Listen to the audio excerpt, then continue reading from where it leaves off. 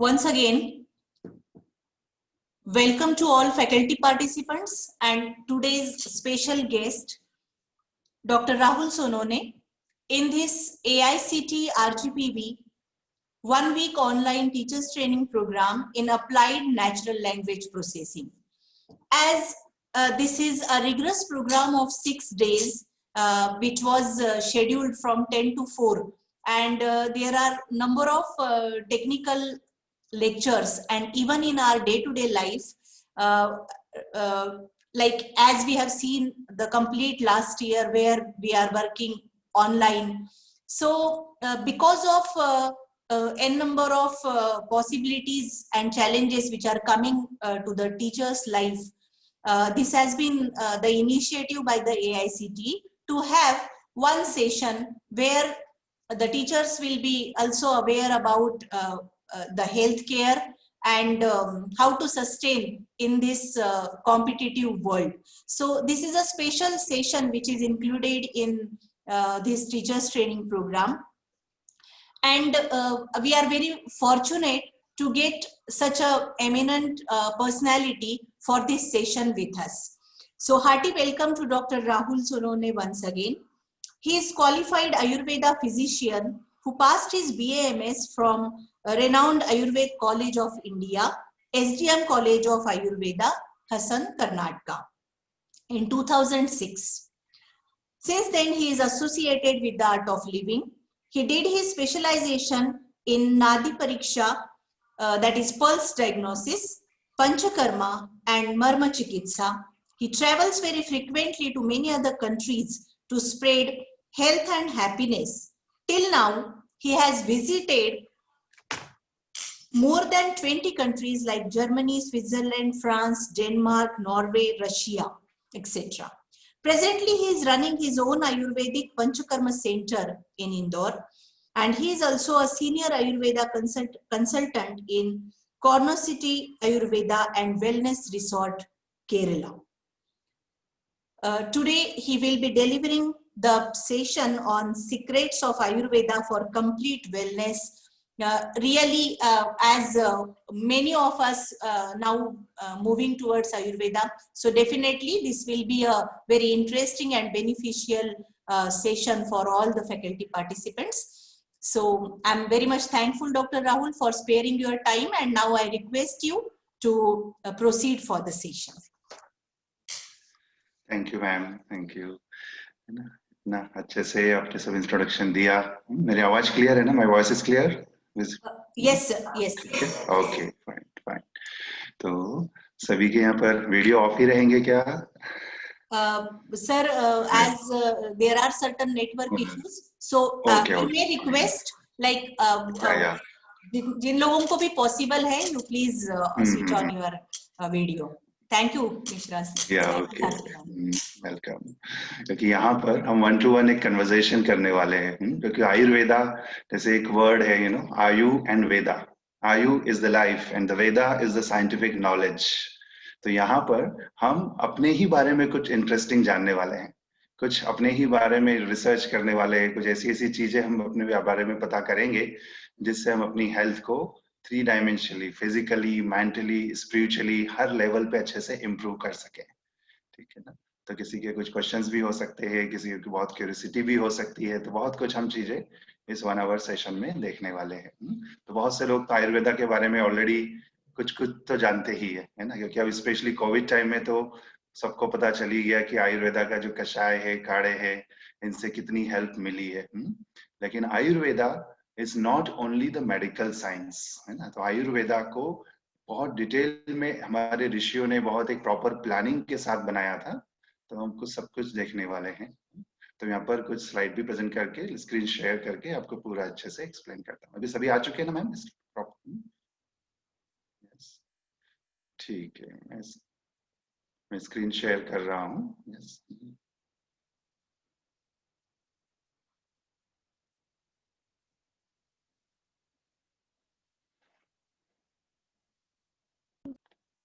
Dr. V.K. Sahu, our principal sir, has also joined the meeting. Okay, thank you. Good morning and welcome, sir.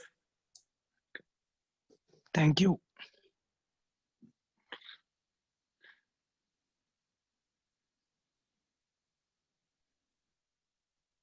Dr. Rahul, are you getting the option? Yeah. Yeah, right. You can see the screen now? Yes, sir. It has started sharing. It will be. Yeah. Okay. So यहाँ पर because Ayurveda is a vast subject, है ना? In Ayurveda it's like a ocean. हम जितना उसमें deep जाएंगे उतना ही उसमें से कुछ different pearls कुछ इस में हम कुछ ऐसे सूत्र आपको देना चाहेंगे, कुछ ऐसे सूत्र शेयर करना चाहेंगे जिससे हम कुछ स्पेसिफिक नॉलेज जो आपकी डे टू डे लाइफ में, अपनी फैमिली लाइफ में, अपनी पर्सनल लाइफ में अच्छे से आप उसको इम्प्लीमेंट कर सके. सो हम इसको आयु सूत्रा कहेंगे. सूत्रा इज लाइक ए थ्रेड, है ना, जहां पर हम कनेक्ट करके इस नॉलेज को पूरा अच्छे से इम्प्लीमेंट कर सकते हैं. तो आयु अगेन मैं कहूंगा life. And what is the life? हम सब जी रहे हैं, है ना, हम बात कर रहे हैं, हम सुन रहे हैं. जब तक हमारी श्वास चल रही है, हम समझते हैं, तब तक हमारी लाइफ है. तो आयुर्वेदा में इसी को कुछ डिटेल में बताया गया है. ठीक है. तो आयु is not only this like physical body. यहाँ पर हम मेंटल बॉडी, स्पिरिचुअल बॉडी, तीनों को हम यहाँ पर देखते हैं. ठीक है. तो वैदिक इंपॉर्टेंस की यदि हम बात करें तो यहाँ पर ये जो आयुर्वेदा है ये सब हमारे ऋषियों की देन है. यहाँ तक कि कहा जाता है कि जब हमारी यूनिवर्स बन रही थी, जब सृष्टि की उत्पत्ति हो रही थी, यदि हम थोड़ा वैदिक विजडम की तरफ से लें तो जब पूरी सृष्टि की उत्पत्ति हो रही थी, ब्रह्मा जी जब कर रहे थे, उसके पहले ही आयुर्वेदा बना दिया गया. क्योंकि जैसे किसान बीज बोता है तो उसके पहले ही अपने खेत को रेडी कर लेता है. उसे पता होता है कि इसमें आगे क्या क्या प्रॉब्लम्स आ सकती हैं. तो सेम थिंग हमारे ऋषियों ने, हमारे ब्रह्मा जी ने, सबने देख लिया था कि ये जो शरीर है, इसका शरीर ही क्यों कहा है? शरीर का डेफिनेशन ही यदि हम देखें तो संस्कृत में कहा गया है शीर्यते इति शरीरम. जिसका हर पल शरण हो रहा है वही शरीर है ना. डीजनरेशन, हमारी जो स्किन आज हम देख रहे हैं ये कुछ दिन बाद सेल्स नहीं रहेगी, या जो आज से कुछ समय पहले थी वो सेल्स आज नहीं है, लेकिन फिर भी हमारा एग्जिस्टेंस है. तो ऐसे ही हर हमारी जो सेल्स है उसका एक पर्टिकुलर लाइफ स्पेन होता है. तो शीर्यते इति शरीरम. लेकिन यदि हम जितना डीजनरेशन हो रहा है उतना ही रिजुवनेशन भी अपना करते रहे तो शरीर हमारा सम रहता है, बैलेंस रहता है. लेकिन एज के साथ, बहुत सारे दूसरे फैक्टर्स के साथ डीजनरेशन थोड़ा बहुत बढ़ता ही रहता है. तो ये ऋषियों ने, जैसे आप देख रहे हैं यहाँ पे सर्जरी भी हो रही है, नाड़ी परीक्षा भी हो रही है, तो हमारे जो फादर ऑफ सर्जरी है वो महर्षि सुश्रुत रहे हैं, है ना, जिन्होंने की पूरा जो आज मॉडर्न सर्जरी हो रही है वही बहुत कुछ उन्होंने आज से हजारों साल पहले अपनी सुश्रुत संहिता के अंदर लिख दिया था, है ना. और उसी को थोड़ा सा मॉडर्न करके धीरे धीरे उसको और पूरा एक्सपेरिमेंट करते हुए आगे बढ़ाया जा रहा है. ठीक है. तो ये वैदिक विजडम. और हेल्थ, यहाँ पे जैसे हमने बताया मैम ने कि हम art of living Shri Ravishankar ji से भी काफी लंबे समय से एसोसिएटेड रहे हैं. तो हेल्थ क्या है ना, जैसे आर्ट ऑफ लिविंग भी कुछ कह रहा है, WHO ने भी कहा है ना. तो हम नॉर्मली क्या समझते हैं कि हम यदि डॉक्टर के पास नहीं जा रहे हैं तो वी आर हेल्थी, है ना. हमें कुछ मेडिसिन नहीं खाना पड़ रही है मतलब वी आर हेल्थी. ठीक है ना. लेकिन यदि हम सच में देखें तो health is not mayor absence of disease. Health is like you know dynamic expression of yourself. तो हेल्थ को यदि हम देखें तो हम स्व में स्थिर, हेल्थ की जो संस्कृत में परिभाषा दी गई है स्व में स्थिर होना, स्वस्था है ना. कितना अच्छा सा डेफिनेशन अपने इंडियन कल्चर में दिया है, स्वस्था, स्व में स्थिर. जो हम सबका नेचर है, जो हमारे अंदर की क्वालिटी है, उसमें यदि हम स्थिर रह सके, इस हम आयुर्वेदा में प्रकृति कह सकते हैं. स्व की प्रकृति में यदि हम रह सके तो हमारा शरीर स्वस्थ होता है. एंड स्वस्थ होने के लिए केवल हेल्थ मतलब हमारी फिजिकल हेल्थ ही अच्छी नहीं होना चाहिए. बॉडी बहुत अच्छी स्ट्रांग है लेकिन मन के अंदर यदि प्रॉब्लम है, मन के अंदर कुछ नेगेटिविटी आ रही है, तो क्या हम अपने आप को हेल्थी महसूस कर सकते हैं? शायद नहीं, है ना. तो इसीलिए हमारा जो हेल्थ भी है वो यदि स्पिरिचुअल लेवल को हम यदि नहीं समझ सकते तो कम से कम मेंटल और फिजिकल तो हम समझ ही सकते हैं, है ना. लेकिन जो स्पिरिचुअलिटी में थोड़ा सा समझते हैं, जो जानते हैं कि हमारी फिजिकल, मेंटल और स्पिरिचुअल तीनों लेवल पे हेल्थ अच्छे से स्ट्रांग रहे, बैलेंस रहे, तब वी आर कंप्लीटली हेल्थी. अब हेल्थ बनती कैसे है, इसको यदि हम जानना चाहें तो हमें है थोड़ा सा डिटेल में अपने आप को ही जानना पड़ेगा, है ना. क्योंकि हेल्थ जो हमें बना रहा है, जिससे हम बने हैं, उसी के अंदर जब इम्बैलेंस हो जाता है तभी तो हम अनहेल्थी होते हैं, तभी तो हमारे शरीर में, मन में कुछ डिफरेंट प्रॉब्लम्स आती है है ना। तो हम सबको शायद पता ही होगा, आपने सबने कहीं ना कहीं बचपन से सुना ही होगा कि हम सब 5 एलिमेंट से बने हैं, है ना। Space, air, fire, water and earth, ठीक है ना। आकाश, वायु, अग्नि, जल और पृथ्वी, यही पंच तत्वों से मिलकर के हमारी बॉडी भी बनी है और पूरा यूनिवर्स भी इसी पंच तत्वों से मिलकर के बना है। एक छोटे से छोटा मॉलिक्यूल्स यदि हम देख रहे हैं, इवन एटम हम देख रहे हैं, तो उसके अंदर भी यही 5 एलिमेंट्स है। और इस सृष्टि में जो भी बड़ा सा बड़ा आप देख सकते हैं, वो सब भी इन्हीं 5 एलिमेंट से बना है। तो ये केवल हमारे ऋषियों ने कहा इसलिए मान लेने की बात नहीं है, ये साइंटिफिक भी है, इसको आप अप्रूव कर सकते हैं, है ना। जैसे कि आपकी जो मॉलिक्यूल होता है, जो एक एटम होता है, उसके अंदर जितना भी जो जगह है, जो स्पेस है उसके अंदर, जहां पर इलेक्ट्रॉन घूम रहा है, जो मूवमेंट्स हो रहे हैं, वो सब क्या है, स्पेस एलिमेंट है। जितना भी मूवमेंट्स हो रहा है, मूवमेंट्स किसी न किसी काइनेटिक एनर्जी के कारण ही होता है, तो मूवमेंट्स के लिए यहाँ पर एयर को रिस्पॉन्सिबल माना गया है, ठीक है। देन फायर, जो उसकी एनर्जी है ना, जो प्रोटॉन है, जो न्यूक्लियर के अंदर एनर्जी है, वो एनर्जी कहीं ना कहीं फायर एलिमेंट से। और साथ में अर्थ एलिमेंट भी है। अर्थ इज लाइक वेट, जो भी उसका एटॉमिक वेट है, जो भी वो वेट कहीं ना कहीं अर्थ एलिमेंट के कारण है। और सब आपस में मिले हुए है, एक पूरी संरचना, पूरी एक प्रॉपर सर्कुलेशन जो हो रहा है, एक प्रॉपर रिदम में जब काम कर रहे हैं, तो ये कहीं ना कहीं वाटर एलिमेंट के कारण हो रहा है। तो एक छोटे से मॉलिक्यूल के अंदर ये पांचों तत्व है, वही पूरी सृष्टि। हमारे शरीर के अंदर भी यदि देखें तो यही 5 एलिमेंट वर्क कर रहे हैं। हमारे शरीर में जो भी हमारा वेट है, वो अर्थ एलिमेंट के कारण है, चाहे वो बोन्स का, मसल्स का, वाटर, जो भी हमारा वेट है, सब कुछ अर्थ एलिमेंट है। जो इवन हमारा शेप यदि हम देख पा रहे हैं, तो यदि हमारा अर्थ नहीं होता तो हमारा शेप भी नहीं होता। तो अर्थ एलिमेंट हमारा शेप बनाता है, आधार बनाता है हमारे एग्जिस्टेंस का, ठीक है ना। देन वाटर एलिमेंट की यदि हम बात करें, तो जितना भी लिक्विड हमारे शरीर के अंदर है, चाहे वो प्लाज्मा हो, चाहे लिम्फेटिक सिस्टम हो, चाहे ब्लड हो, चाहे हार्मोन्स, केमिकल्स, जितने भी हमारे फ्लूइड्स बॉडी के अंदर है, that is the water element.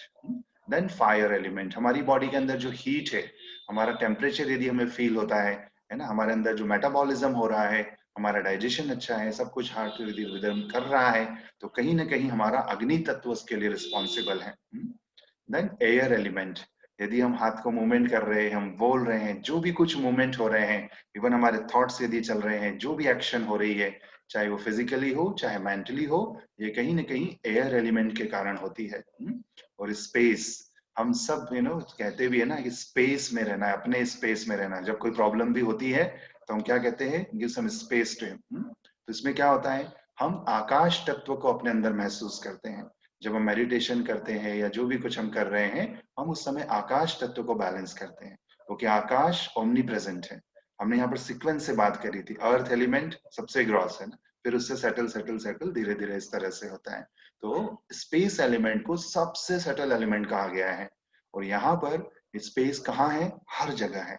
Even intracellular भी है और इंट्रासेल्युलर भी है। तो इंटर एंड इंटर, सेल्स के अंदर भी और सेल्स के बाहर भी। तो स्पेस एलिमेंट हम सबका बैलेंस, ये पांचों तत्व यदि अच्छे हैं तो वी आर हेल्थी, है ना। और इन्हीं पांचों तत्वों का खेल ही हम सबके अंदर कुछ ना कुछ विशेष बनाता है। हम सबके नेचर डिफरेंट है, हम सबकी कुछ क्वालिटीज डिफरेंस है, तो उसके पीछे भी एक बहुत गहरा सूत्र है। आयुर्वेदा में इसको त्रिदोष प्रिंसिपल के नाम से जाना जाता है। दोषा, जनरली हिंदी में दोषा को हम है ना गलत नेगेटिव चीज मानते हैं, है ना। लेकिन आयुर्वेदा में दोषा वात, पित्त और कफ तीनों को कहा गया है।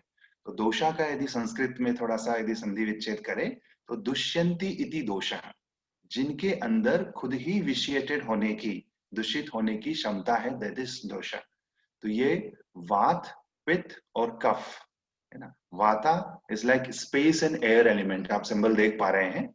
Pitta is more of fire element and associated little bit of water element, and Kapha is the earth and water element.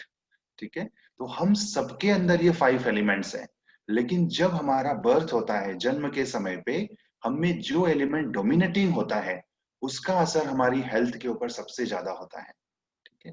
आपने जैसे देखा होगा कि किसी व्यक्ति का नेचर बिल्कुल एकदम फायर एलिमेंट्स वाला ज्यादा है, बिल्कुल एग्रेशन में, लीडरशिप में हम आगे और थोड़ा डिटेल में देखेंगे। किसी के अंदर बिल्कुल कामनेस बनी रहती है, तो कोई एकदम से मीडियम रहता है। तो सबके अंदर अलग अलग एलिमेंट्स डोमिनेटिंग होते हैं।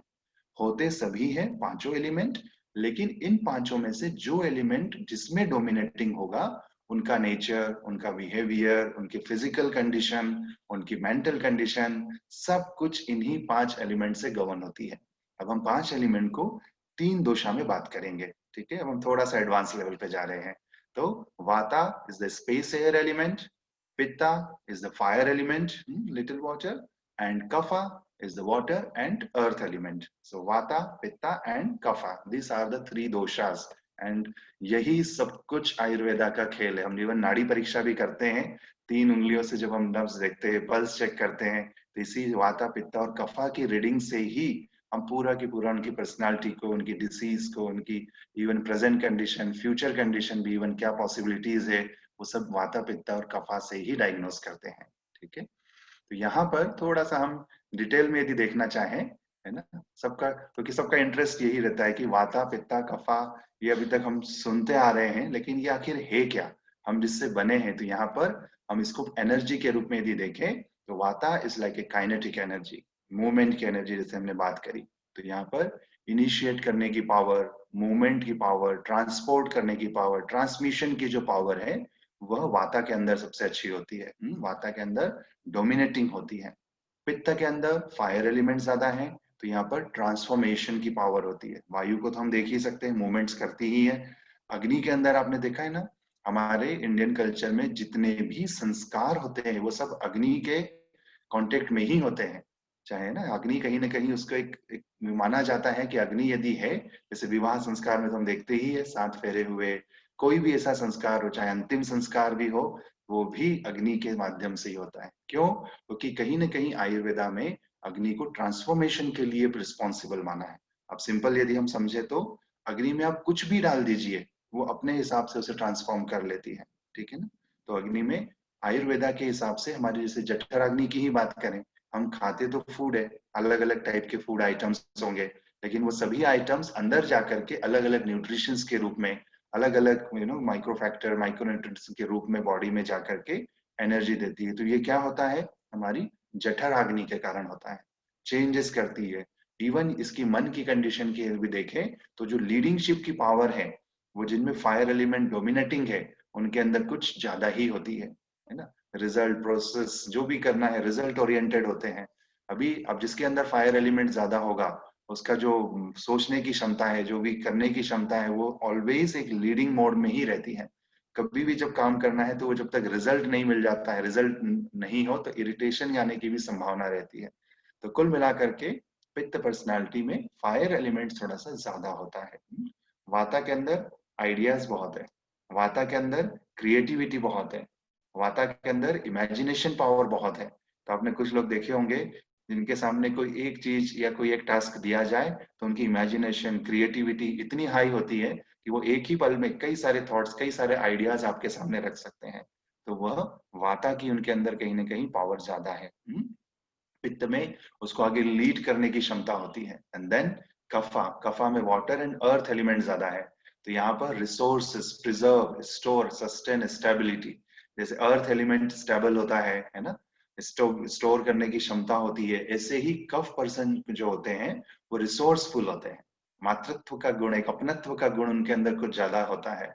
कोई भी चीज यदि करना है तो एक प्रॉपर सस्टेन, कोई भी काम शुरू करना है तो फिर उसे एंड में या बीच में ही फिनिश नहीं करते हुए पूरा आखिरी तक उसको प्रॉपर तरीके से करना, ये कफ वालों की क्वालिटी होती है, ठीक है। तो यहाँ पर वाता, पित्ता और कफा, ये आप सब अपने अंदर भी देख सकते हैं कि मैं वाता वाला हूँ, पित्ता वाला हूँ या कफा वाला हूँ। किसी को आपने देखा होगा, छोटी सी बात कुछ बोल दिया जाए नेगेटिव, एकदम गुस्सा आ जाता है। किसी को कुछ भी आप ज्यादा बोल दो, वो बहुत ज्यादा गुस्सा नहीं करते हैं। तो कफा वाले होंगे तो वो थोड़े शांत मिजाज के होंगे। पित्त वालों में थोड़ा एग्रेशन हो सकता है। वात वालों में थोड़ा एक्टिविटीज लिटिल हाइपर मोड में भी आ सकती है। उन्हें शांत खाली बैठना बिल्कुल पसंद नहीं है। वात वालों को दिन भर भी यदि आप काम में बिजी रखते हैं तो उन्हें अच्छा लगता है ना। तो लिटिल जो वर्कोहलिक टाइप के लोग हैं, वो वाता कैटेगरी में आ सकते हैं। तो इसी को हम थोड़ा सा प्रकृति के अंदर भी डिवाइड कर लेते हैं ना। तो अभी हमने जो डिटेल में देखा, वाता, पित्ता और कफा। तो वाता वालों का एक्शन कैसा होगा? स्पॉन्टेनियस। क्यों? क्योंकि alert, quick and energetic. Air element कैसा होता है? Air always want to move. तो यहाँ पर जिनके अंदर भी वाता पावर ज्यादा है, जिनके अंदर स्पेस और एयर एलिमेंट डोमिनेटिंग है, उनके अंदर ये एनर्जी अपने आप गॉड गिफ्ट होती है ना। वो आपके बाय संस्कार कह लीजिए, आपके जो गर्भ में आप जिस समय थे, आपकी मदर ने जिस तरह का फूड लिया, जिस तरह का एटमॉस्फेयर लिया, उससे आपकी प्रकृति फॉर्म होती है ना। तो यहाँ पर जो भी एयर एलिमेंट के नेचर है, spontaneous, alert, quick, energetic, vibrant, ये सब कहीं ना कहीं वाता के प्रकृति के लक्षण है। ठीक है, तो ये क्यों हम समझा रहे हैं, इसका आगे आपको बहुत डिटेल में कुछ जानने को मौका मिलेगा, क्योंकि इसी के अनुसार हमें डिसीज आने की भी संभावना रहती है। तो ये आपकी प्रकृति है। आप देखेंगे पित्त के अंदर ओपिनिएटेड है ना। आजकल कई सारे जैसे इलेक्शन टाइम पे पोल्स होते हैं या कुछ ओपिनियन पोल लिया जाता है, तो 3 ऑप्शन दे देते हैं ना, यस, नो और कांट से। तो पित्त वालों की ओपिनियन बड़ी क्लियर होती है। कोई भी मीटिंग होगी तो पित्त वालों को यदि पसंद नहीं आ रहा है तो वो हो सकता है क्लियरली बोल दे, या अंदर अंदर थोड़ा सा इरिटेशन आ सकता है। तो कांट से वाला जो ऑप्शन है वो पित्त वालों में कभी नहीं रहता है। इनकी ओपिनियन बिल्कुल क्लियर, यस या नो रहती ही है। ठीक है ना। रेडिएंट, ऑलवेज, कुछ भी, उनके चेहरे की चमक, उनके अंदर रेडिएशन पावर जो है, जहां भी जाते हैं अपनी चमक नेचर के साथ में बिखेरते ही। ऑर्डरली, हर चीज को बड़ा ऑर्डर तरीके से, उनकी हर चीज एकदम व्यवस्थित तरीके से रहती है। आप उनके कैबिन में जाते हैं, चाहे घर में जाते हैं, आप पित्त पर्सन को देख के ही उनका घर देख के ही समझ सकते हैं कि ये पित्त पर्सनालिटी है। ठीक है। इंटेंसिटी भी अगेन पित्त का गुण है। अग्नि कैसी होती है, ल्यूकवार्म होती है क्या? अग्नि होगी तो वो इंटेंस ही होगी, है ना। तो इंटेंसिटी का गुण भी पित्त के अंदर ज्यादा होता है। Kapha, kapha person gentle, consistent, affection and quiet. तो जनरली तो हर कोई चाहता होगा कि मेरा स्पाउस, मेरा पार्टनर या मेरे जो फ्रेंड सर्कल या इवन मेरे बॉस वो कफा वाले रहे, है ना। लेकिन हमें खुद भी वो कफा क्वालिटी कैसे एक्वायर करना है। कफा जो भी पर्सन होंगे उनके सामने आप कुछ भी कहे, कुछ भी, उनको गुस्सा बहुत कम आता है। आता भी होगा तो बिल्कुल 1 मिनट 2 मिनट में चला जाएगा। तो वेरी जेंटल पर्सन, और कोई भी काम करेंगे तो बहुत अच्छे से कंसिस्टेंसी के साथ करेंगे। हाँ, शुरुआत में आपको लग सकता है कि ये थोड़े से स्लो है ना। कोई भी काम, जैसे कोई पित्त पर्सन हो, पित्त की वाइफ हो और कफा के हस्बैंड हो, तो थोड़ा सा कभी कभी इश्यू आ सकता है। पित्त की वाइफ हर चीज फास्ट करना चाहेगी और कफा का हस्बैंड यदि स्लो कर रहे हैं, तो वहां पर थोड़ा सा पित्त वालों को इरिटेशन बढ़ सकता है। लेकिन आपको उनका पॉजिटिव साइड भी देखना है। वो इतना जेंटल है, इतना कंसिस्टेंट। यहाँ जस्ट एक एग्जांपल हम लाइटर नोट पे ले रहे हैं, लेकिन इसे कई सारी चीजें हमारी सबके अंदर यूनिक होती है। तो अफेक्शन का, क्वाइटनेस का, सिंप्लिसिटी का जो गुण है वो कफा के अंदर ज्यादा होता है। तो ये सब की सब आप देख रहे हैं, इसमें कोई भी निगेटिव नहीं है। आप वाता की क्वालिटी देखें, चाहे पित्ता की देखें, चाहे कफा की देखें, ये सब प्रकृति है। तो ईश्वर ने, प्रकृति ने हमारे जो भी सेल्स में जो भी हमें नेचर दिया है वो सब अच्छा है। लेकिन ये प्रॉब्लम कहाँ से आती है? प्रॉब्लम आती है इनके इम्बैलेंस से ना। इनका जब इम्बैलेंस होने लगता है तो उससे आयुर्वेदा में कहा जाता है विकृति, है ना। तो प्रकृति है तो हम सबका शरीर हेल्दी है, स्ट्रांग है, चाहे जिस प्रकृति के हम हो, चाहे वाता हो, चाहे पित्ता हो, चाहे कफा हो। इवन कभी कभी कॉम्बिनेशंस भी रहते हैं। आपने देखा होगा कि मैं शांत भी हूँ, लेकिन कभी कभी मेरे मन में चंचलता भी आती है, तो वो वाता कफा का कॉम्बिनेशन हो सकता है, या पित्त कफा का कॉम्बिनेशन हो सकता है। वो थोड़ा डिटेल नॉलेज हो जाएगा, इसलिए हम उतना ज्यादा डीप में नहीं जा रहे हैं। सुपरफिशियल यदि आप थोड़ा सा देखें तो ये वात पित्त कफ का ही सारा की सारा खेल है। अब यदि हम इनका इम्बैलेंस की बात करते हैं, है ना, क्योंकि जब इनका इम्बैलेंस हो जाता है तो हमारे शरीर में, मन में डिसीज आने लगती है। तो वाता यदि इम्बैलेंस होने लगता है तो कंफ्यूजन होगा, है ना, स्पेस्ड आउट हो जाना, एंशियस हो जाना, फियरफुल हो जाना। क्यों? क्योंकि जब हवा मंद गति से अच्छे से बहती है तब हम सबको प्लेजेंट लगती है, लेकिन जब वही वाता एग्रीवेट हो जाए, हवा तूफान का रूप ले ले, बवंडर का रूप ले ले, तो उस हवा में कोई भी रहना नहीं चाहता है। ठीक है ना। ऐसे ही जो वाता आपको क्रिएटिविटी दे रहा था, जो इमेजिनेशन पावर दे रहा था, है ना, जो आपके अंदर हमेशा एक्टिवनेस की पावर दे रहा था, लेकिन वो जब इम्बैलेंस हो जाता है, अपनी जरूरत से कुछ ज्यादा बढ़ जाए, डिस्टर्ब हो जाए, तब वो विषमता आती है, जिसे आयुर्वेदा में विकृति कहते हैं। तो एयर एलिमेंट बढ़ जाने से फिर confusion, spaced out, anxiety, fearful, क्योंकि एक थॉट्स मन में बैठा और आपको सपोज कहीं जाना है, कुछ काम शुरू करना है, और वही थॉट्स आपको बार बार डिस्टर्ब कर रहा है, तो अंदर ही अंदर आपके नर्व्स में वाइब्रेशन, कई लोगों के हाथों में कंपन होने लगता है। किसी किसी को स्टेज पे यदि बुला लिया जाए तो उनकी बॉडी में पूरा वाइब्रेशन होने लगता है। तो वो फियर, वो भी मूवमेंट जो है वो एंजाइटी, फियर्स, ये सब जो एक्स्ट्रा थॉट्स है जो आप नहीं चाह रहे लेकिन आपके अंदर आ रहे हैं, that is the imbalance of वाता। पित्त के अंदर जैसे हमने बात करी ना, पित्त वाले बड़े प्रिसाइज होते हैं, बड़े परफेक्शनिस्ट होते हैं, हर चीज बड़े ऑर्डर में करते हैं, लेकिन जब यही पित्त इम्बैलेंस हो जाता है तो एंग्री हो जाना, आर्गुमेंटेटिव हो जाना, इरिटेबल एंड डिमांडिंग, हर चीज में माय वे और हाईवे, है ना, या तो मेरे तरीके से करना है या बिल्कुल भी नहीं। तो ये जो पित्त इम्बैलेंस होने का, ये प्रकृति नहीं है। एंग्री, आर्गुमेंटेटिव, इरिटेबल, ये जब आपका पित्त विकृत हो चुका है, अब उसके भी हम देखेंगे आगे कि क्यों होता है, लेकिन जो विकृत हो गया, डिस्टर्ब हो गया, तो आपके शरीर में, मन में इस तरह की प्रॉब्लम्स आना शुरू होती है। यदि कफा जो इतना बढ़िया प्लेजेंट लग रहा था सबके लिए, बहुत ही सपोर्टिव था, है ना, ये सब चीजें, लेकिन जब वही कफा इम्बैलेंस हो जाता है तो फिर सैडनेस आने लगती है, स्टबर्न हो जाते हैं, ग्रीडी एंड पॉसेसिव। क्यों? क्योंकि वही कफा फिर अब ज्यादा ही अंदर अंदर एक्यूमुलेट होते रहे, तो हर चीज में एक चीज सोचा उसको अंदर ही अंदर, सेम थॉट्स को अंदर डीपली सोचते रहने से सैडनेस। यदि ऊपर सोच रहे, इधर उधर आपकी माइंड में थॉट्स आ रहे हैं, तो एंग्शियसनेस और डिप्रेशन या ये सैडनेस, ये अपने ही बारे में, अपने ही अंदर जाके कफा इम्बैलेंस होता है और उससे ये दिक्कतें आती है। ठीक है, तो यहाँ पर कफा का इम्बैलेंस भी हमने देखा। अब ये विकृति की रिमेडीज है ना, अब ये यदि हम थोड़ा सा देखें तो ये होते क्यों है, थोड़ा सा हम पहले वो भी देख लेते हैं। वाता के अंदर जब आपका रूटीन प्रॉपर नहीं है, आप बहुत लेट नाइट तक जाग रहे हैं, और जैसे आप टीचिंग ऑनलाइन ट्रेनिंग ले ही रहे हैं, ऑनलाइन आजकल बहुत वर्क होने लगा है, तो ये जितना भी हम प्रेशर, कंटिन्यूस प्रेशर थॉट्स के या रूप में या किसी भी तरह से दे रहे हैं, और रेस्ट उतना प्रॉपरली नहीं दे रहे हैं अपने आप को, तो हमारे शरीर में वाता का इम्बैलेंस होने लगता है। ठीक है, तो vata is the air element, तो जितना हम वर्क कर रहे हैं उतना ही प्रॉपर हमें रेस्ट भी जरूरी है। तो रेस्ट कैसे, आप 8 आवर्स होते हैं या 10 आवर्स होते हैं, ठीक है, क्वांटिटी भी मायने रखती है, लेकिन क्वांटिटी से ज्यादा हम क्वालिटी पर ध्यान देते हैं। आप 8 आवर्स सो रहे हैं, लेकिन यदि आपकी प्रॉपर स्लीप नहीं है, थॉट्स वाली है, इरेगुलरिटी है ना, कोई भी थॉट्स रात में, बेटा आपको बहुत लेट तक नींद नहीं आ रही है, सुबह उठ रहे हैं तो बिल्कुल फ्रेश फील नहीं हो रहा है, तो ये कहीं ना कहीं आपको वाता इम्बैलेंस क्रिएट करता है। आपका फूड यदि इरेगुलर है, कभी किसी टाइम पे फूड ले रहे हैं, कभी किसी टाइम पे ले रहे हैं, यदि पैटर्न नहीं है, वाता प्लेजेंट नहीं है, एयर एलिमेंट, तो फिर वाता में इम्बैलेंस होगा और उसी से फिर डिसीज आती है। वाता जब बढ़ जाता है तो ये जॉइंट्स में पेन, बॉडी में स्टिफनेस, नेक सर्वाइकल के जो इश्यू आजकल लैपटॉप वर्क वालों को आते हैं, या इवन जितने भी हमारे लोअर बैक पेन, जितने भी पेन्स है, ये सब वाता के कारण होते हैं। तो इसलिए हमें थोड़ा सूक्ष्म योगा, एक्सरसाइज वगैरह, वो भी हम आगे वो देखेंगे, तो वो भी करना जरूरी है। तो भी जितना भी हम बॉडी को स्ट्रेन दे रहे हैं, ओवर वर्क कर रहे हैं और प्रॉपर रेस्ट नहीं कर पा रहे हैं, तो ये वाता इम्बैलेंस होता है। इवन कुछ फूड भी ऐसे होते हैं जैसे राजमा, छोले, मटर, गोभी, बैंगन, है ना, एक लिमिट तक ये अच्छे हैं, ये बिल्कुल खराब नहीं है, लेकिन जिसका डाइजेशन ठीक नहीं है या जिनको वाता इम्बैलेंस होने की टेंडेंसी है, उनको कुछ समय के लिए इनको थोड़ा सा अवॉइड करना होता है।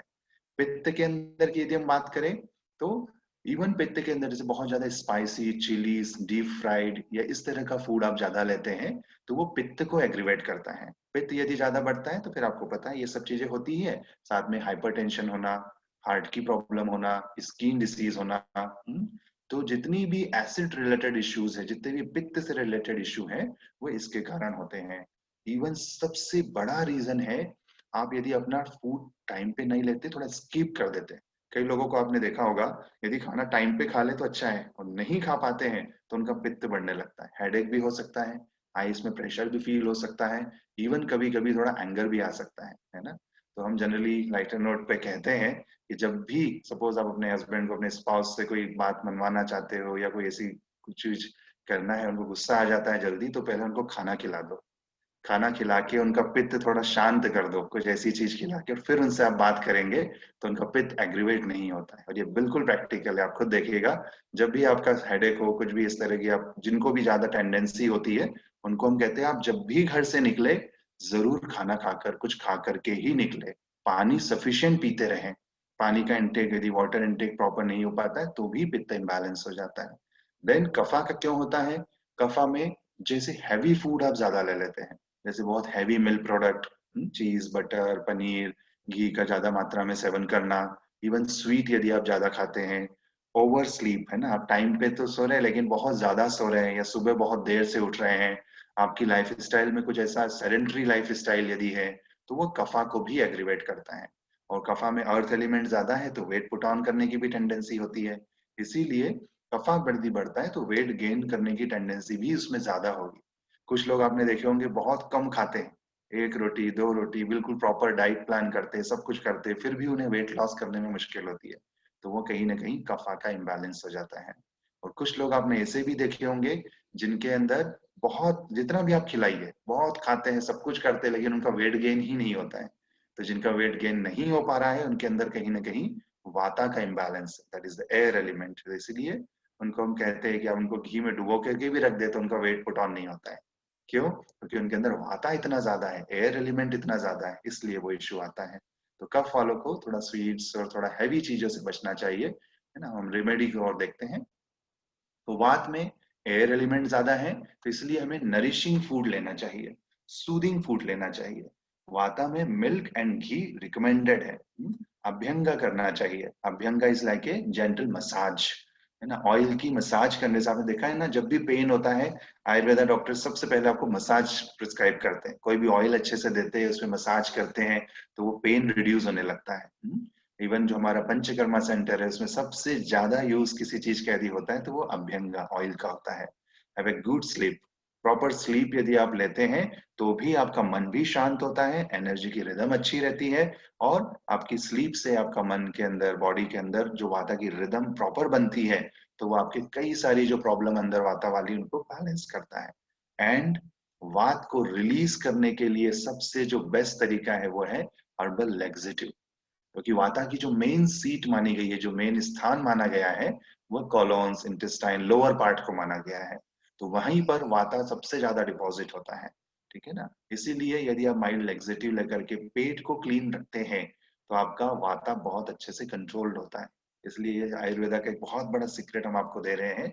जब भी आप किसी आयुर्वेद डॉक्टर के पास जाते हैं, वो आपकी नाड़ी देखते हैं, या बात करने के बाद यदि वो देखते हैं कि आपका वाता इम्बैलेंस है, भले ही आपको लग रहा है कि मेरा तो मोशन अच्छे से क्लीन होता है, लेकिन फिर भी वो कभी कभी आपको लैक्सेटिव देते हैं, या कुछ ऐसी हरी तकी या कुछ भी ऐसी चीज आपको देंगे जिससे वो आपका वाता पूरा क्लीन करते हैं। और आपने सुना भी होगा कि यदि पेट आपका क्लीन है, पेट यदि अच्छा है ना, और इवन हम मध्य प्रदेश में बैठे हैं, तो यदि कहा जाता है कि आपका मध्य प्रदेश ठीक है तो कश्मीर से कन्याकुमारी तक सब कुछ ठीक है ना।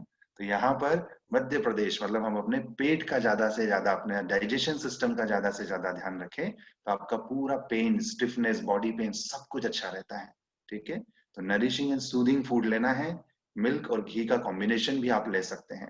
इवन आप, मैंने से बताया कि वात वालों का वेट पुट ऑन नहीं होता है, तो घी 1 चम्मच और मिल्क जितना आप इजिली डाइजेस्ट कर सके उसमें यदि मिक्स करके लेते हैं तो वो उनके लिए बहुत अच्छा होता है ना। इवन कोलेस्ट्रॉल, ट्राइग्लिसराइड्स या फैटी टिश्यूज इनके ज्यादा है, वो उसको स्किप करें। कोल्ड कफ की शिकायत जिसको होती है वो ना ले, बाकी नॉर्मल जिनका भी थोड़ा वाता है, पेन है, डिस्कम्फर्ट है, थोड़ी वीकनेस रहती है, उनके लिए बहुत अच्छा कॉम्बिनेशन है।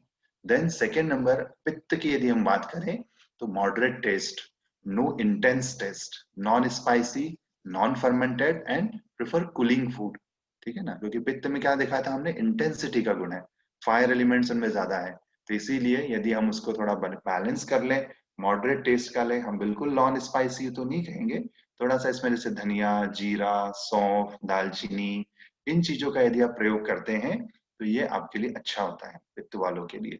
लेकिन यदि बहुत ज्यादा रेड चिली, ब्लैक पेपर, गरम मसाले, उस तरह की चीजों को यदि हम यूज करते हैं तो वो पित्त को बढ़ा देता है, ठीक है। इसलिए उन चीजों को थोड़ा मिनिमम यूज हमें करना है जब आपका पित्त एग्रीवेट होता है ना। अभी कोविड टाइम में भी कई लोगों ने देखा होगा जिनका पित्त प्रकृति रहता है या पित्त इम्बैलेंस होता है, उनको ये कषाय काढ़े पीने से भी प्रॉब्लम्स हुई है ना। ज्यादा मात्रा में कषाय काढ़े जो भी आयुष डिपार्टमेंट ने बताए, अच्छी चीज है, लेकिन आपकी प्रकृति यदि पित्त की है तो किसी को पाइल्स हो गए, किसी को एसिडिटी गैस्ट्रिक की प्रॉब्लम बढ़ गई, किसी को थोड़ा और दूसरी कुछ प्रॉब्लम्स आ गई, तो वो कषाय काढ़े में गलती नहीं थी, है ना। वो प्रॉब्लम कहाँ थी, आपकी प्रकृति या विकृति के अंदर, पित्त के अंदर, ठीक है। तो वो वाली चीज आपको पित्त के माध्यम से बैलेंस करने की जरूरत है। देन थर्ड इज द कफा, कफा के अंदर लाइट फूड लेना है, less sweets, be active and no day sleep, less of milk and milk products. क्योंकि कफा के अंदर जैसे हमने बात करी है, जितना भी हैवी फूड होता है लेंगे तो अर्थ एलिमेंट बढ़ेगा, स्वीट ज्यादा लेंगे तो अगेन आपका वेट पुट ऑन होगा, है ना। और हमने जैसे बताया कि आपकी सेडेंटरी लाइफ स्टाइल यदि है तो अगेन आपकी बॉडी में एक्यूमुलेशन के चांसेस हाई होते जाते हैं, आपकी बॉडी में फैटी टिश्यूज बढ़ने की टेंडेंसी हाई होती जाती है। इसलिए एक्टिवनेस कफा वालों को सबसे पहले हम बताते हैं, ठीक है। और डे स्लीप, आप तो चलिए अब टीचिंग में है या अभी तो चलिए घर पे ही से वर्क हो रहा है, तो डे में कभी स्लीपिंग का मौका मिले तो उसे अवॉइड करना चाहिए। डे में एक नैप आप ले सकते हैं, लेकिन यदि आप ज्यादा देर सोते हैं तो अगेन आपने देखा होगा सोने के बाद थोड़ा हैवी लगेगा, मन को हो सकता है अच्छा लगे लेकिन बॉडी लेवल पे स्लाइट हैवीनेस आने लगती है। तो थोड़ा सा हमें डे स्लीप को आयुर्वेदा के अनुसार स्पेशली कफा वालों के अंदर जो कफा इम्बैलेंस होता है उनको अवॉइड करना है। जो भी अपना वेट लॉस करना चाहते हैं वो डे स्लीप को जरूर अवॉइड करे, है ना। और मिल्क प्रोडक्ट्स थोड़ा मिनिमम साइड में रखें, स्पेशली काउ मिल्क को हम आयुर्वेदा में सबसे बेस्ट मानते हैं, और उसमें भी यदि A2 देशी गाय का मिल्क है तो सबसे अच्छा है।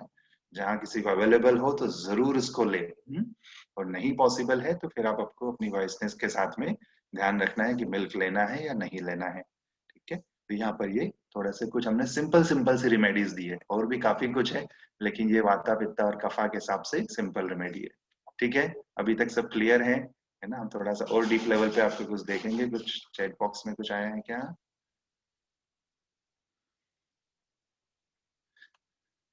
ठीक है, तो हम यहाँ पर अभी तक क्लियर है ना सभी को? कोई क्वेश्चन हो तो इसमें लिखा जा सकता है ना। हम थोड़ा सा और सेकंड लेवल पे भी जाते हैं ताकि उसमें भी आपको और क्लियरली दिख जाए कि हम और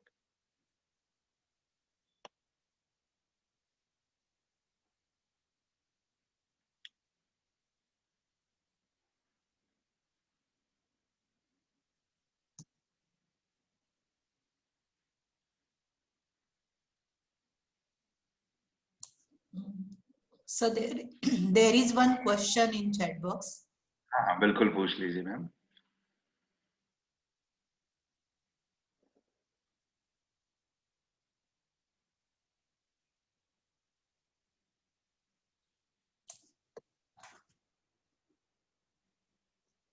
yes ma'am.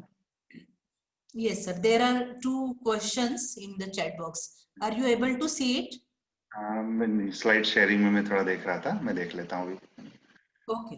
Okay. Follow the diet in journey. I mean it list up to the same percent. Certain gastric problem caused high BP. Yes, how to overcome acidity problems.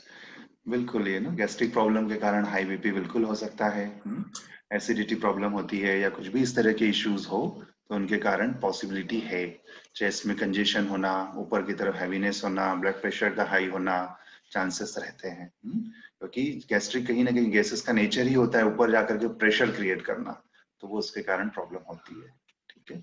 To follow the diet in journey, है ना, हम इसके बारे में और detail में बात करने वाले हैं, है ना। सब कुछ परसेंट की बात यदि हम करें तो हम यहाँ पर बॉडी क्लॉक को देखने वाले हैं। अभी आपके मन में बहुत अच्छे अच्छे से क्वेश्चन उठ रहे हैं और ये सब सेल्फ एनालिसिस, आपको खुद के बारे में ही जानने का मौका मिल रहा है। तो हमने अभी तक वात पित्त और कफ जो अपने अंदर था उसके बारे में जाना और देखा। अब हम थोड़ा सा डीप लेवल पे और जा रहे हैं, सेकेंड लेवल पे हम जा रहे हैं। तो यहाँ पर आप बॉडी क्लॉक देख रहे हैं। बॉडी क्लॉक में क्या है, दो तरह की एनर्जी को हम शो कर रहे हैं, एक है सन एनर्जी, एक है मून एनर्जी। तो जो मॉर्निंग 6 से इवनिंग 6 तक का जो टाइम है ये सन एनर्जी का वर्क होता है। इस समय हमारी बॉडी नरिशमेंट का काम कर रही होती है। तो इसीलिए आप देखते हैं सुबह सुबह सूर्योदय के टाइम पे सब बर्ड्स उड़ रहे होते हैं, पक्षी अपना पूरा एंजॉय कर रहे होते हैं, नेचर के अंदर एक अलग ही डिवाइन एनर्जी को आप फील कर सकते हैं। तो यहाँ पर जो बाहर हो रहा है सेम टू सेम थिंग हमारे शरीर के अंदर भी हो रही है। तो आयुर्वेदा में कहा गया एक श्लोका है, यद पिंडे तद ब्रह्मांडे, जो हमारे शरीर में है वही पूरे यूनिवर्स के अंदर है ना। सेम थिंग जो बाहर यूनिवर्स में है वो हमारे अंदर है। हमने स्टार्टिंग में बात की ना 5 एलिमेंट्स के बारे में, स्पेस, एयर, फायर, वाटर, अर्थ, सब कुछ हमारे अंदर है, ठीक है ना। तो आयुर्वेदा के अनुसार जो सनराइज से सनसेट तक का टाइम है ये नरिशमेंट का टाइम है। तो जैसे डाइट जर्नी की यदि हम बात करिए, क्वेश्चन आया, तो यहाँ पर डाइट का जो प्रॉपर टाइम है, जो नरिशमेंट का जो टाइम है वो यही है। आपको मॉर्निंग में जरूर थोड़ा सा ब्रेकफास्ट लेना चाहिए, क्योंकि सन जिस तरह से धीरे धीरे उग रहा होता है, राइज हो रहा होता है, उसी समय हमारी डाइजेशन पावर भी वैसे ही धीरे धीरे इंक्रीज होती है। तो मॉर्निंग में कई लोग एकदम ब्रेकफास्ट स्किप करते हैं, तो हम उन्हें कहते हैं कि आप जरूर थोड़ा सा कुछ खाइए। आप अपनी प्रकृति के अनुसार थोड़ा कम थोड़ा ज्यादा ले सकते हैं। कफा है तो आप बिल्कुल कम ले लीजिए, थोड़ी भूख आपको ज्यादा लगती है तो आप थोड़ा हैवी ले सकते हैं, वाता है तो आप थोड़ा सूदिंग फूड ले लीजिएगा। लंच भी आपका बिफोर 1 या अराउंड 1-2 तक तो हो ही जाना चाहिए, क्योंकि जो मिड टाइम होता है उस समय आपकी अग्नि एकदम पीक पर होती है, और उस समय यदि आप प्रॉपर टाइम पे फूड ले लेते हैं तो आपका नरिशमेंट बहुत अच्छा होता है। एंड डिनर की यदि हम बात करें तो डिनर अराउंड सनसेट हो जाए तो सबसे अच्छा टाइम होता है। यदि नहीं हो पा रहा है, प्रैक्टिकली पॉसिबल नहीं है, तो जितना जल्दी हो जाए उतना अच्छा है। वैसे आइडियली है सनसेट के आसपास आपका फूड हो जाना चाहिए, क्योंकि ये नरिशमेंट का टाइम है। जब अग्नि जल रही हो तभी उसमें आहुति देने से ज्यादा फायदा मिलता है। ठीक है, शाम का जो टाइम होता है सनसेट से सनराइज तक का टाइम, ये बॉडी को डिटॉक्स के लिए देना चाहिए। यदि आप उस समय ज्यादा हैवी फूड लेते हैं, बहुत लेट नाइट फूड खाते हैं, तो बॉडी को डिटॉक्स का टाइम मौका नहीं मिल पाता है ना। लीवर की जो आजकल इतनी प्रॉब्लम्स हो रही है, कोलेस्ट्रॉल बढ़ रहे हैं, लिपिड्स बढ़ रहे हैं, हार्ट की ब्लॉकेजेस की जो इतनी इश्यू आ रहे हैं, सबको लगता है हेल्थी फूड लेते हैं, इतना सब कुछ हम अच्छे से फॉलो कर रहे हैं, फिर भी ये डिसीज क्यों आ रही है? क्योंकि हमारी टाइमिंग आजकल गलत हो चुकी है। टाइम प्रॉपर नहीं हो पाने के कारण बॉडी को डिटॉक्स का मौका ही नहीं मिलता है। तो हम अच्छा न्यूट्रिशियस नरिशिंग फूड खाने के बावजूद भी टॉक्सिन्स को अक्यूमुलेट कर रहे हैं। तो आफ्टर सनसेट आप जितना हो सके अपने फूड को अवॉइड करें या मिनिमम करने का प्रयास करें। कई लोग ऐसा पॉसिबल नहीं हो पा रहा है, तो हम उन्हें यही सजेशन देते हैं कि आप अपने बॉडी टाइप को समझते हुए सूप्स, वेजिटेबल्स या कुछ एक दो चपाती या जो भी आपके ट्रेडिशन में आपका जो फूड है उस फूड को मिनिमम रखिए, है ना। तो ये आपके लिए जरूरी है। एंड डिटॉक्स के लिए केवल फूड ही नहीं, आपका रेस्ट भी बहुत ज्यादा रिस्पॉन्सिबल है। यदि आप टाइम पे सोते हैं अराउंड 10 o'clock या उसके आसपास, तो आप जब डीप स्लीप में होते हैं तो आपका डीप डिटॉक्स स्टार्ट हो जाता है। आप जितना एक्टिव रहेंगे उतना एनर्जी नरिशमेंट की जरूरत है, और जितना आप डीप रेस्ट में होते हैं बॉडी उतना डीपली डिटॉक्स करती है। हमारे पास काफी पेशेंट आजकल फैटी लीवर के आते हैं, ग्रेड 1 ग्रेड 2, आप में से भी कई लोगों को ऐसा सुना होगा आसपास। तो ये भी क्यों कंडीशन इतनी बढ़ती जा रही है? क्योंकि हमारी स्लीप प्रॉपर नहीं हो रही है। और हम सबसे पहला सजेशन अपने पेशेंट को देते हैं कि आप टाइम पे सोना शुरू कर दीजिए, और उनकी कई सारी प्रॉब्लम उसी से ठीक हो जाती है। क्योंकि जो mid time around 12 o'clock 11 o'clock का टाइम है, उस समय आपका लीवर सबसे मैक्सिमम लेवल पर डिटॉक्स कर रहा होता है। तो इसलिए यदि आप जल्दी सो जाते हैं, बॉडी को पूरा रेस्ट मिलता है, तो वही ऑर्गन आपके डिटॉक्सिफिकेशन का काम शुरू कर देते हैं। ठीक है, तो मेंटल डिटॉक्स भी। और आज का मेंटल डिटॉक्स के लिए हम सबसे मेन चीज है ना, ये जो मोबाइल, लैपटॉप, टीवी, रात को सोने से पहले हम काफी देर तक देखते रहते हैं, या कई लोगों की तो हैबिट होती है कि मोबाइल देखते देखते ही सो जाते हैं। तो जिस तरह के थॉट्स आप अपने सबकॉन्शियस माइंड को रात में दे रहे हैं, और इवन इन सब जो हम गैजेट्स देखते हैं, इन सबसे ब्लू रेज निकलती है, तो ये हमारे सेरोटोनिन को डिस्टर्ब करती है। एक केमिकल होता है हमारे अंदर, वो डिस्टर्ब होता है तो आपकी स्लीप डीप नहीं हो पाती है। तो यदि आप चाहते हैं कि मेरी स्लीप डीप हो, तो आपको सोने से 1 घंटे पहले, 1 आवर पहले आपको ये गैजेट्स को भी थोड़ा ऑफ कर देना चाहिए। अपनी फैमिली के साथ क्वालिटी टाइम स्पेयर करिए, म्यूजिक सुनना हो, कुछ अच्छी से हंसी मजाक की बातें करना हो तो वो सब करिए। और जितना आप कूल माइंड से अच्छे से सोएंगे, आप मेंटली भी अच्छे से डिटॉक्स होंगे। सुबह उठेंगे तो वो फ्रेशनेस, वो एक पॉजिटिव एनर्जी के साथ आप उठ पाएंगे। ठीक है, तो सनराइज से sunset nourishment time, and the sunset से सनराइज डिटॉक्स टाइम। ये health in the season, season wise भी थोड़ा हम देखते हैं अलग अलग हमारी कुछ। आप देखते हैं ना, अभी जैसे विंटर टाइम चल रहा है, तो इन दिनों में कुछ भूख थोड़ी ज्यादा लगती है। इसको आयुर्वेद में ऋतुचर्या कहा गया है। गर्मी के दिनों में कई बार थोड़ा कम खाने की इच्छा होगी, मीडियम हो जाता है। वर्षा ऋतु में और चेंज हो जाता है। तो जैसे हमने बात करी यद पिंडे तद ब्रह्मांडे, तो ऐसे ही जो भी हम बाहर ऋतु परिवर्तन देखते हैं, सीजन चेंजेस देखते हैं, उन सब का भी हमारी बॉडी के ऊपर असर पड़ता है। तो ये अगेन बहुत वास्ट सब्जेक्ट है, लेकिन जस्ट शॉर्ट में हम इतना ही बताना चाहेंगे कि जो भी हमारे ट्रेडिशन में हमारी मम्मी पापा नानी दादी जो भी हमें बताते आ रहे हैं कि इस सीजन में ये खाना है ये नहीं खाना है, उन चीजों का भी यदि आप ध्यान रखते हैं तो उससे आपकी हेल्थ बहुत अच्छी होती है। जब हम उसका ध्यान नहीं रखते हैं तो फिर वही वाता पित्त और कफा इम्बैलेंस होते हैं। तो इसमें तो हर ऋतु के अनुसार ही बहुत टाइम लग सकता है। लेकिन हम विंटर की यदि बात करें तो हम देखते हैं ना, विंटर में हम क्या करते हैं, अच्छे ड्राई फ्रूट्स के लड्डू भी लेते हैं, थोड़ा हलवा भी खाते हैं, थोड़ा और भी अच्छी थोड़ी नरिशिंग फूड इन दिनों में ले लिया जाता है। कहते भी है कि इन दिनों में खाया हुआ पूरे साल आपकी बॉडी पे इफेक्ट करता है। तो इन दिनों में यदि अच्छा फूड लेते हैं तो क्यों, आपका एब्जॉर्प्शन पावर अच्छा होता है। जैसे बाहर ठंड बढ़ती है तो हमारे शरीर के अंदर उसको मेंटेन करने के लिए कुछ गर्माहट बढ़ती है, तो फिर आप उस समय कुछ खाते हैं प्रॉपरली तो वो जो अंदर की गर्मी है उसको तुरंत डाइजेस्ट करती है। और यदि नहीं खाया जाता है तो वो आपकी बॉडी को क्षीण भी करती है, डिजनरेशन भी करती है। तो इसीलिए यदि भूख लगी है तो हमें टाइम पे खाना खाना बहुत जरूरी है। तो ये सीजन के अनुसार विंटर टाइम, अब धीरे धीरे मकर संक्रांति गई, सन उत्तरायण में आ जाता है, धीरे धीरे विंटर यहाँ से थोड़ा कम होना शुरू होगा, ठंड कम होना शुरू होती है, लेकिन थोड़े अप्स एंड डाउन तो नेचर के हिसाब से होंगे। तो हमें अभी भी इस समय में भी थोड़ा नरिशिंग हेल्थी फूड अच्छे से लेते रहना चाहिए। तिल गुड़ का जो प्रयोग अभी इन दिनों में किया जाता है वो बहुत साइंटिफिक है, नरिशमेंट का काम करता है ना। तो ऐसे बहुत सारी चीजें हैं, लेकिन इसको हम शॉर्ट में इतना ही रखेंगे कि ट्रेडिशनली हमें अपने ऋतु के अनुसार भी थोड़ा फूड लेना चाहिए। फूड टिप्स की यदि हम बात करें बिल्कुल शॉर्ट में यदि आपको एक्सप्लेन करना चाहे तो हमारा फूड सात्विक होना चाहिए। सात्विक कैसे हो ये अगेन बहुत सब्जेक्ट है, लेकिन इसको हम शॉर्ट में बताएं तो आप देखने से ही आपको सब वेजिटेबल्स फ्रूट्स इतने सुंदर सुंदर आपको पिक्स यहाँ पे दिख रही है। तो इनको यदि बनाने का तरीका भी अच्छा हो, उनके जो माइक्रो न्यूट्रिएंट्स हैं उनको यदि आपको लेना हो तो कुकिंग भी आपकी सात्विक होना चाहिए। आप आज बहुत अच्छी वेजिटेबल ले रहे हैं लेकिन उसको यदि आप डीप फ्राइड कर देते हैं, ओवर कुक्ड यदि कर लेते हैं तो उसके सब मिनरल्स और विटामिन जितनी भी उसके अंदर फाइबर्स वो सब तो डैमेज हो जाते हैं। तो आपको कुकिंग की जो अपनी स्टाइल है उस पर भी थोड़ा सा रिसर्च करना है, ताकि आपकी जो वेजिटेबल्स है जो फ्रूट्स है उनका प्रॉपरली अच्छे से आप सात्विकता के साथ में ग्रहण कर सके। और एक प्रिंसिपल आजकल वो कई लोग करते हैं कि सुबह का खाना बच गया तो शाम को भी यूज कर लिया। तो आयुर्वेदा में कहा जाता है कि जब आपका भोजन बनता है उसके 3 आवर्स के अंदर अंदर उसे कंज्यूम कर लेना है, खा लेना चाहिए। यदि वो खाना जितना आप लेट खाते हैं उसमें सत्व की मात्रा उतनी डाउन होती जाती है। तो जब भी खाना बने फ्रेश खाना खाइए, गर्म खाना खाइए, ताजा भोजन करने से आपकी डाइजेशन पावर अच्छी रहती है, जल्दी अच्छे से एब्जॉर्ब हो पाता है वो शरीर के अंदर। इवन सात्विक फूड बनाया कैसे जा रहा है ना, जैसे आप देखिए ना अपनी मम्मा के हाथ का अपनी वाइफ के हाथ का खाने के स्वाद ही कुछ अलग होता है। रेस्टोरेंट में आप कुछ दिन तो आप टेस्ट अच्छा लगता है, अब 1 दिन 2 दिन या कभी कभी आप खाते हैं तो आपको टेस्ट में अच्छा लग सकता है, लेकिन वही खाना वो किस एग्रेशन के साथ बनाया जा रहा है, किस भाव के साथ बनाया जा रहा है। सात्विक भाव के साथ यदि बनाया जाता है तो वो खाना जल्दी डाइजेस्ट हो जाता है। रेस्टोरेंट का फूड खाने में टेस्टी हो सकता है लेकिन डाइजेशन में आपको कभी कभी प्रॉब्लम कर जाता है।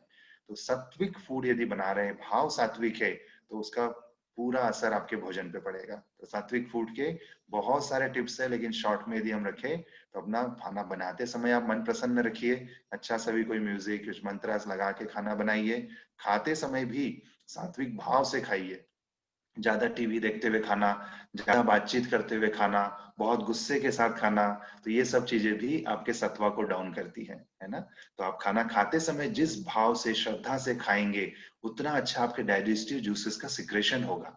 यदि बच्चों में आजकल आप देख रहे होंगे कि खाना खाते समय टीवी देखने का बड़ा प्रचलन है, इवन मम्मा भी क्या करती है कि खाना बनाते समय बच्चे यदि खाना नहीं खा रहे तो उन्हें कार्टून लगा दिया, उसको देखते देखते खाना खिला दिया। तो ये एक बहुत ही रॉन्ग हैबिट है। इसमें क्या हो रहा है, आप खाने में फोकस नहीं है। आपने देखा है जब आपको अच्छे खाने की खुशबू भी आ जाती है या कोई अच्छे टेस्टी खाने का नाम भी लिया जाए तो उस समय मुंह में पानी आने लगता है। क्यों? क्योंकि आपका ब्रेन उससे कनेक्ट हो चुका है। लेकिन कई लोग जब खाना खा रहे हैं और ध्यान इधर उधर है और उसमें फोकस नहीं है तो डाइजेस्टिव जूसेस का सिक्रेशन नहीं हो पाता है ना। इसलिए खाने को पूरा एंजॉय करना ये हमारे इंडियन ट्रेडिशन में बताया गया है। स्पाइसेस का यदि हम बात करें तो अपना आयुर्वेदा फूड या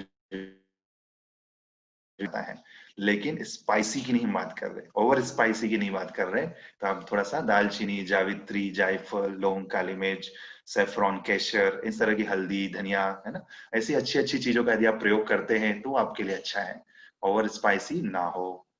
और प्लान पूरा प्रॉपरली आप प्लान के साथ में यदि फूड लेते हैं, टाइम पे खाते हैं तो वो आपके लिए पूरा अच्छा रहता है। तो बहुत सारी चीजें हमने ऑलरेडी देख ली है तो उसको तो आप पूरा समझ ही गए हैं। ठीक है, तो प्रॉपर प्लानिंग के साथ में हो, हेल्दी कुकिंग आपकी अच्छे से हो, माइक्रोवेव को आप मिनिमम यूज करिए क्योंकि उसमें रेडिएशन का खतरा कुछ ज्यादा ही रहता है। ईटिंग हेल्दी फूड, आपके ऑप्शंस आपके सामने हैं, दोनों हाथ है ना, जैसे आप पिक में देख रहे हो, एक साइड में बढ़िया सा ग्रीन एप्पल फ्रूट है आपके हाथ में और दूसरे हाथ में बर्गर आप देख रहे हो। तो चॉइस आपकी है ना, आपको इतने सारे ऑप्शंस यहाँ से दे दिए गए हैं। अब नॉलेज हम सबको है, लेकिन इसमें आप किस तरह का अपनी चॉइस रख रहे हैं, अपना पैटर्न कैसा रख रहे हैं, उसको आप थोड़ा सा देखें। इवन इनकॉम्पेटेबल फूड, इवन कुछ कुछ विरुद्ध आहार भी हम खाते रहते हैं। कई बार कोई चीज बहुत अच्छी होती है लेकिन उनके कॉम्बिनेशंस के कारण भी वो गलत हो जाता है। तो कुछ चीजें जैसे आपने ट्रेडिशन सुनी भी होगी कि वो चीजें जैसे सपोज हनी बहुत अच्छी चीज है, लेकिन हनी को जब आप गर्म पानी के अंदर पीते हैं, बहुत लोगों की आदत है, तो वो गर्म पानी, बहुत तेज गर्म पानी में पीने से उसका नेगेटिव असर बॉडी पे होने लगता है। ऐसे ही मिल्क के साथ में सॉल्ट का कॉम्बिनेशन है ना, और भी बहुत सारी चीजें ऐसी है जो रॉन्ग कॉम्बिनेशन भी हो जाती है। बहुत सारी चीजें मिक्स करके खाने की जो आदत है वो आयुर्वेदा थोड़ा मना करता है ना। तो आप फ्रूट भी खा रहे हो तो फ्रूट सैलेड बनाने की जरूरत नहीं है। आइडियली आप एक फ्रूट को जितना खाना है खाइए, फिर दूसरे टाइम पे दूसरा फ्रूट खा सकते हैं ना। तो ये आप कर सकते हैं। कुछ चीजें ऐसी होती है जो मिलाने से, जैसे दूध और घी का हमने बताया कि वो आपस में मिला लिया जाए तो वो आपके लिए अच्छा हो जाता है। लेकिन ज्यादातर कॉम्बिनेशन कभी कभी रॉन्ग भी हो जाते हैं। ठीक है, तो ये हमारा फूड के बारे में। अब एक स्टेप हम थोड़ा सा देख रहे हैं जो बहुत वहाँ थोड़ा सा डिटेल है, लेकिन इसको भी समझना बहुत जरूरी है ना। जैसे हमने बताया कि हम केरला भी रेगुलर जाते रहते हैं। केरला भी हमारा जो वेलनेस रिसोर्ट है पूरा, वहाँ 99% यदि हम कहें तो सब फॉरेनर्स ही आते हैं। पूरा पंचकर्मा, जो केरला इतना बड़ा मेडिकल का हब बन चुका है, तो उसका कारण है यही पंचकर्मा जो आप अभी यहाँ पर स्लाइड में देख रहे हैं। तो ये जो वमन, विरेचन, बस्ती, नस्या, रक्त मोक्षण, तो हम बिल्कुल शॉर्ट में इसको रखेंगे। ये 5 कर्म ही पंचकर्मा माने गए हैं। इसमें वमन में वोमिटिंग के थ्रू बॉडी को डिटॉक्स किया जाता है। तो इसमें सिंपल पानी पिला के वोमिटिंग नहीं होती है, वो नेचुरोपैथी का पार्ट है। आयुर्वेदा पंचकर्मा में पहले आपकी बॉडी में थोड़ा सा घी, एक प्रॉपर तरीके से मेडिकेटेड घी, आपकी डिसीज के अकॉर्डिंग, आपके नेचर के अकॉर्डिंग अलग अलग चीजें पिलाई जाती हैं। हो सकता है 30 ml, 60 ml, 90 ml, according to your body type. जब आपकी बॉडी के अंदर वो स्पेशल घी अंदर जाता है, तो जहां कहीं भी आपकी प्रॉब्लम्स है, स्किन में हो, चाहे जॉइंट्स में हो, चाहे हार्ट में हो, चाहे कहीं भी पेनक्रियाज में हो, वो घी वहां जाकर के उस टॉक्सिन्स को मेल्ट कर लेता है अपने अंदर। घी इसी तरह का दिया जाता है, वो सिंपल घी नहीं होते हैं। फिर उसके बाद में जब वो टॉक्सिन्स उस घी के अंदर अच्छे से मेल्ट हो जाते हैं, प्रॉपरली मिक्स हो जाते हैं, स्नेहन हो जाता है, फिर बॉडी को अच्छे से 3-4 दिन तक मसाज दिया जाता है, फुल बॉडी। उसमें भी अगेन कुछ डिफरेंट डिफरेंट टाइप्स के ऑयल्स होते हैं मसाजेस के लिए। उसमें क्या होता है, जितना भी उस घी ने आपके टॉक्सिन्स को मेल्ट किया, वो पूरा निकल के आपके ब्लड सर्कुलेशन के थ्रू होते हुए, लिम्फेटिक सिस्टम के थ्रू होते हुए डाइजेशन सिस्टम में आने लगता है। तो फिर बाद में स्टीम दिया जाता है। स्टीम भी 3 से 4 दिन तक कंटिन्यूस देते हैं। तो वो सारा टॉक्सिन जब आपके उस पर्टिकुलर जगह पर आ जाता है, तो फिर यदि वमन कराते हैं तो वोमिटिंग के थ्रू टॉक्सिन्स को निकाला जाता है। विरेचन यदि करते हैं तो लूज मोशन के थ्रू 5, 10, 15, 20 जितने भी आपके मोशन की जरूरत है, 30 तक भी लूज मोशन के थ्रू आपके बॉडी को डिटॉक्स किया जाता है। बस्ती में एनल रीजन के थ्रू कुछ मेडिसिन को पुश किया जाता है। जितने भी क्रिटिकल वाता के प्रॉब्लम्स है वो वस्ती चिकित्सा से दूर हो। क्रिटिकल जितने भी पेन्स हो, वीकनेस हो, डाइजेशन की प्रॉब्लम हो, मसल्स वेस्टिंग हो रही हो, है ना, इवन पैरालिसिस, कोई भी क्रिटिकल केसेस, वो वस्ती चिकित्सा से बहुत अच्छे से दूर होते हैं। देन नस्या, नस्य आज के समय में मैं तो कहूंगा हर व्यक्ति को लेना चाहिए। वैसे वमन, विरेचन, वस्ती भी सबके लिए बेस्ट है, लेकिन किसी को वमन की जरूरत हो सकती है, किसी को विरेचन की, किसी को वस्ती की। Vamana is for kapha, virechana is for pitta, and vasti is for vata. ठीक है। एंड नस्या में हम पूरा, ये नेजल थेरेपी एक तरह से होती है। नाक में कुछ विशेष मेडिसिन डाली जाती है जिसके थ्रू वो पूरा आपकी आंखों में, कानों में, नेक में, पूरी बॉडी में, आप जितना ऑनलाइन वर्क कर रहे हैं, जितना भी आप इतना स्ट्रेन दे रहे हैं ब्रेन के ऊपर, उन सबके लिए नस्या बहुत अच्छा है। डीप स्लीप के लिए, माइग्रेन के लिए, डिटॉक्सिफिकेशन के लिए, स्ट्रेस मैनेजमेंट के लिए, सबके लिए नस्या अच्छा है। And then rakta mokshana, rakta mokshana is like a blood purification process. जहां पर बहुत क्रिटिकल कुछ स्किन डिसीज होती है, या इवन वेरिकोज वेन हो, सोरासिस की प्रॉब्लम हो, इवन जॉइंट्स में बहुत ज्यादा स्वेलिंग हो, प्रेशर हो, तो वहां पर रक्त मोक्षण प्रॉपरली तरीके से किया जाता है, उसके अलग अलग मेथड से। तो उसको करने से आपकी वो सारी अशुद्धताएं, जितना भी टॉक्सिनेटेड ब्लड है, जो दूषित ब्लड है, उसको पूरा रिलीज किया जाता है। तो ये बिल्कुल शॉर्ट में आपको पंचकर्मा का एक लिस्ट दिया। ऐसे ही पंचकर्मा, जैसे आप यहाँ पॉट देख रहे हैं, ये शिरोधारा पॉट है जो आप पिक में देख पा रहे हैं। इसमें व्यक्ति आराम से विश्राम करके लेटे होते हैं और कंटिन्यूस एक तेल की धारा यहाँ पर डलती रहती है। जैसे जैसे वो तेल की धारा डलती रहती है, आपके ब्रेन के जो सूदिंग वाइब्रेशन, सूदिंग वेव्स आपके pituitary gland, pineal gland, thymus gland सबको रिलैक्स करती है, और आपको पता है ब्रेन से ही पूरी बॉडी पे कंट्रोल होता है। तो शिरोधारा लेने से पूरी ब्लड प्रेशर, डायबिटीज और भी बहुत सारी डिसीज में बहुत अच्छा फायदा मिलता है।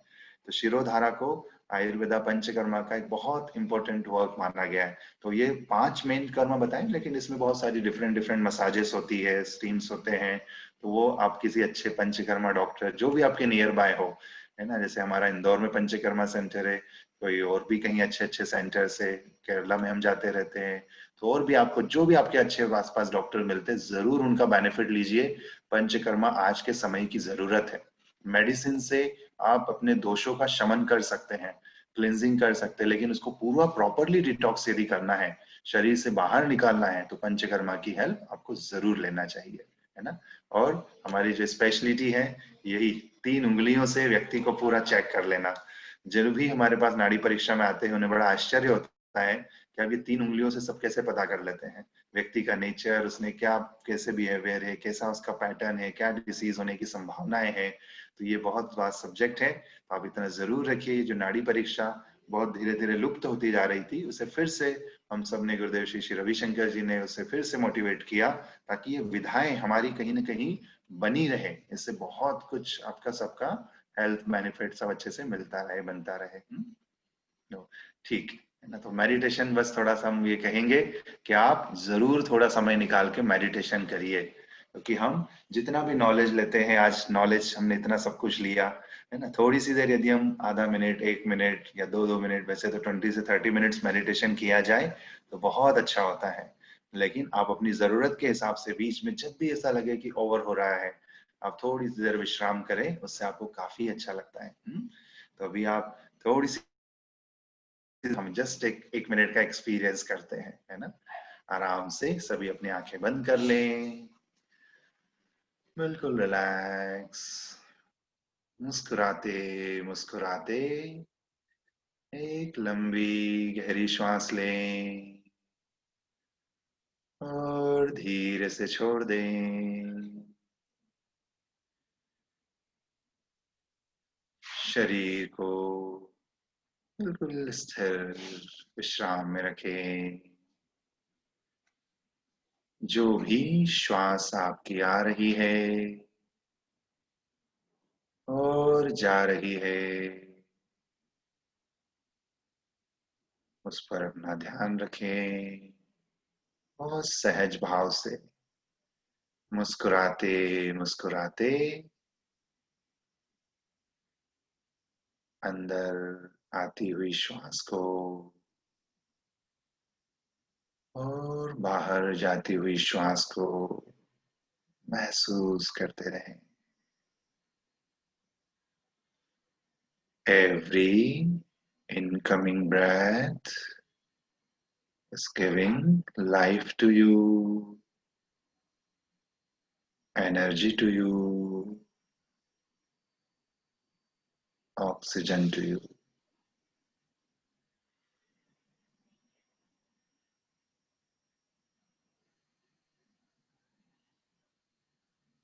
With full of love and respect, enjoy your breath. बाहर जाती हुई श्वास आपको विश्राम दे रही है। जो भी आपका तनाव है, स्ट्रेस है, टॉक्सिन्स है, सब कुछ बाहर जाती हुई श्वास से बाहर जा रहा है।